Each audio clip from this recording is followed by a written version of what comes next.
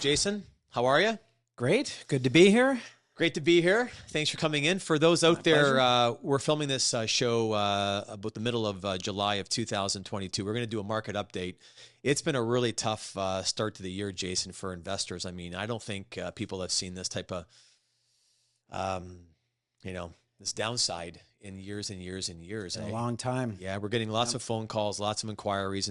And the thought today on the podcast was we would just spend some time and really share some information as to where the market is, where the market's heading, and why we think it's important you stay the course and continue down the path towards your financial goals. But, Jason, over the past 6 months, lots of things have happened. We've seen rising interest rates. The Bank of Canada keeps raising interest rates. They're getting higher and higher and higher. We saw a housing boom at the end of 2021.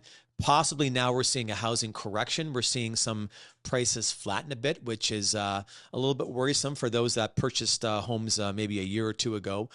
There's fear in the economy right now. There's a war in Ukraine, which doesn't seem to want to end. There's a possible recession talk. We're seeing inflation numbers are through the roof. I mean, the price of gasoline, the price of energy, the price of food, the price of groceries are it's going through the roof.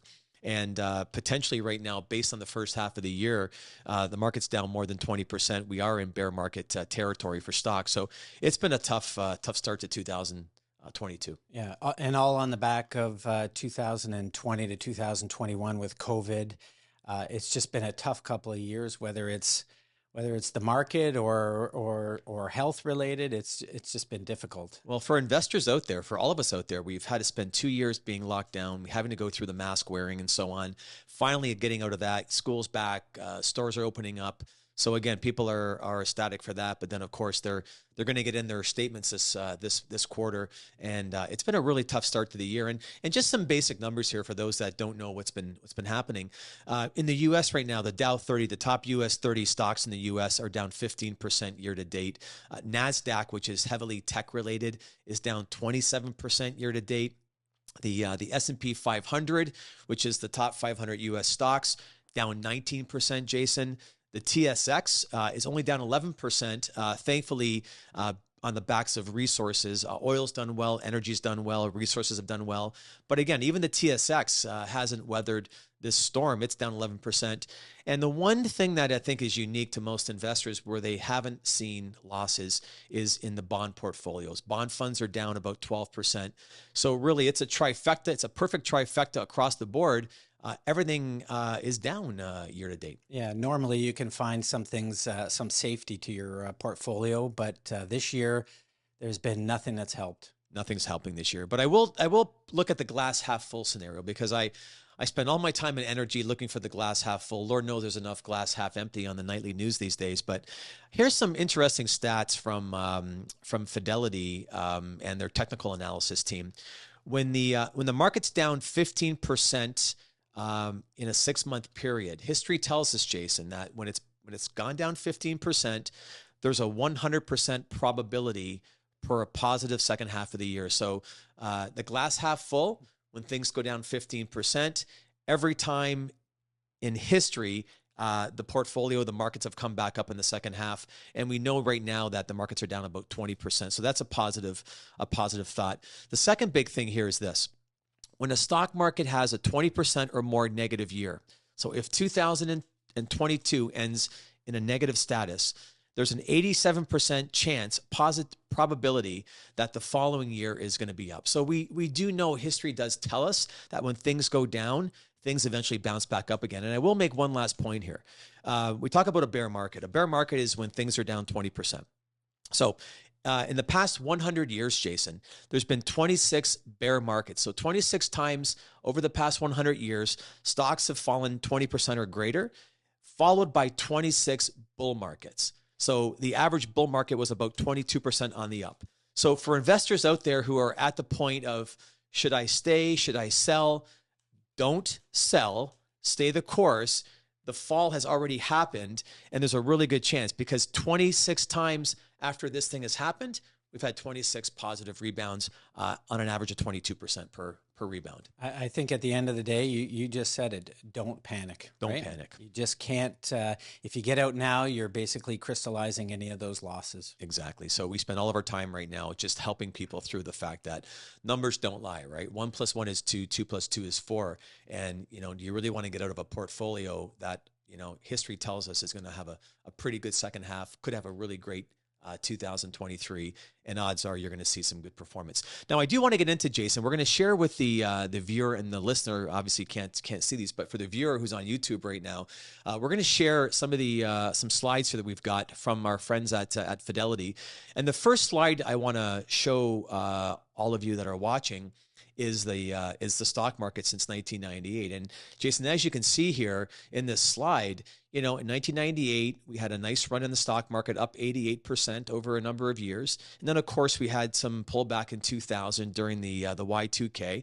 Markets pulled back 48. And then, of course, you had a nice long run for about 5 to 6 years where markets went up 198%. And, of course, there was the pullback and then the rise and the pullback and the rise. But, this chart tells a story that over the past 23, 24 years, Jason, we've had 1, 2, 3, we've had 5 or 6 corrections in the market, followed by exceptional bull market returns moving forward. Right. And what's interesting about this chart too is a lot of the corrections aren't, the first one, for example, in 2002 was down almost 50%.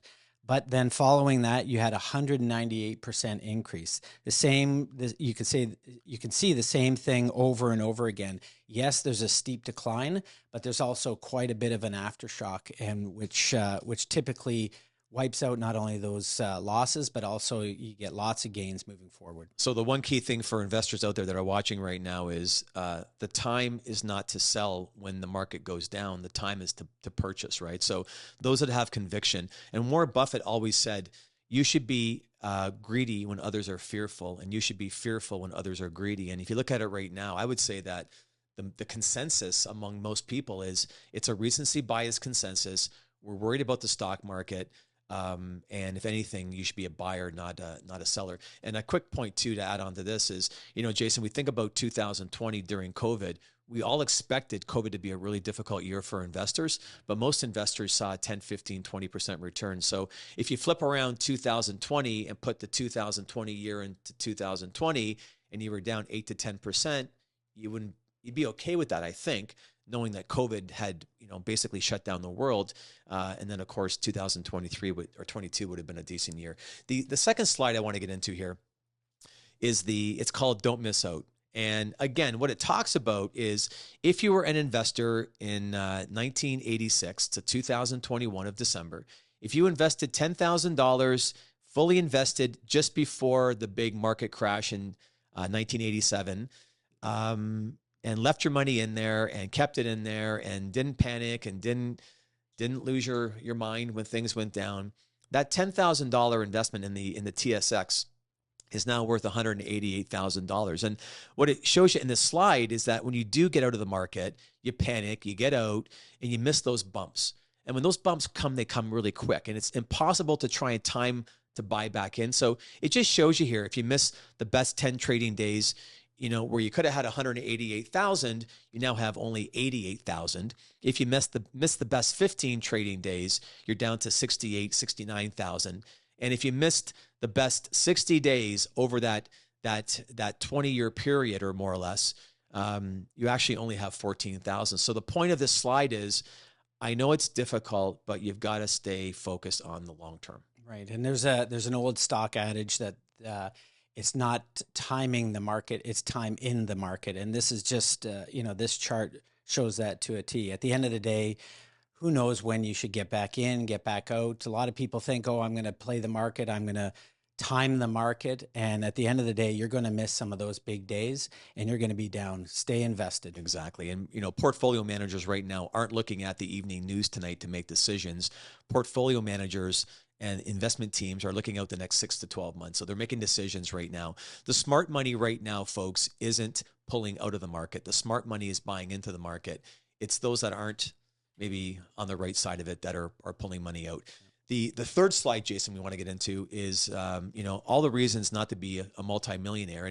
And again, it goes back in this slide to 1963. You know, in 63, there was a Kennedy assassination.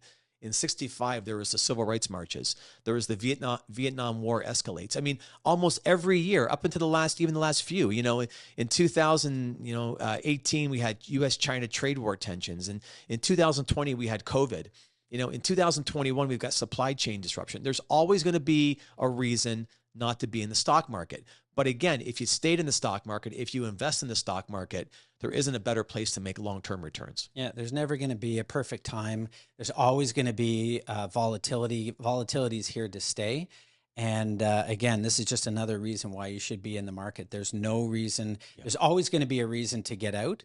But history and the charts are showing that stay the course. Yep. In this little chart right here, too, it just says if you invested $100,000 in the U.S. stock market on January 1st, 1960. So if you did that 40, 50, 62 years ago. So if you had put in $100,000 today, you'd have close to over $49 million. So not a bad return. I'm not sure if you would have done that in a piece of rental real estate, but we do like real estate. Or a GIC. Or a GIC. Yeah. You definitely wouldn't have $49 million in a GIC. Fourth little slide here I want to get into is talks about the emotions, the buy high, sell low mentality. Again, those that are watching can see it on the screen. You know, you start out, you're excited, you made the decision, you want to let it grow. It's a great start. Don't get ahead of myself. Things start to turn a little bit. Call my advisor. You know, again, long-term goal planning. What are we doing long-term? That's where an advisor is adding value these days. And then again, it goes down, it goes down. Everybody gets worried on the bottom, fearful, anxiety, sell, sell, sell. Then of course things change again. So there is a mentality that investors do. And again, the Warren Buffett theory is that, you know, if others are selling, you should be back in buying. Yeah. Again, it's just another reaffirmation of staying in the market. Exactly. Yeah. And the last slide here I want to show all of our listeners and viewers today is profiting in volatile times. So, you know, if you're buying a handful of stocks, you know, it is what it is, right? You know, are you really on top of things? If you're buying an index, nothing wrong with indexes. We like indexes, but you get the index, right? So active management, especially in times of downside, they really add value. And this chart just shows, you know, in the first chart, if you're in a global value portfolio, you know, the value of active management's in the blue. And of course, the returns on the benchmark. You can see if you buy Canadian large cap dividend funds, active managers are in the blue. Active managers will always add some value in the portfolio. Active managers, just so those know, it's more expensive to own an active manager in your portfolio than just a benchmark or an index. But again, what we find over time is active managers do really help out, and especially, Jason, when things are like they are these days. Especially when they're volatile. And the managers are there on the ground level at all times. They're not like we are, which is, you know, more of the retail side of the investing. They're there, they're talking to the CEOs, they're looking at all the financial statements, they're right there, and they can make those calls a lot better than most. Yeah, we've seen in most of our portfolios, there's been a massive rotation, you know, from a year ago to today.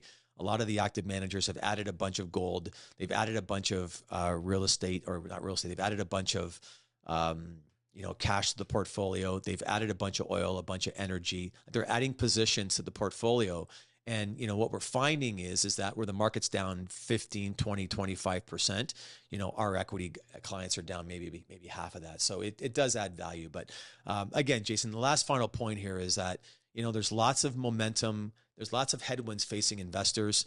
You know, we think at some point winter becomes spring, spring becomes summer, and summer becomes fall. Right now, it's the dead of winter. And I think back to those storms we had back in December, January, February of 2021, 22, when we were shut down for days on end. Those storms eventually gave away to the beautiful weather we have today. And as those storms gave away to better weather, better conditions, so too will the stock market. Yeah, and in 2020, it was more like a V. It went down quick, but it also recovered quick. And, exactly. And it looks like we could see that again. Jason Pollock, thanks for coming on, helping out today. Always really good. Appreciate it. For those out there, again, don't forget to share the podcast.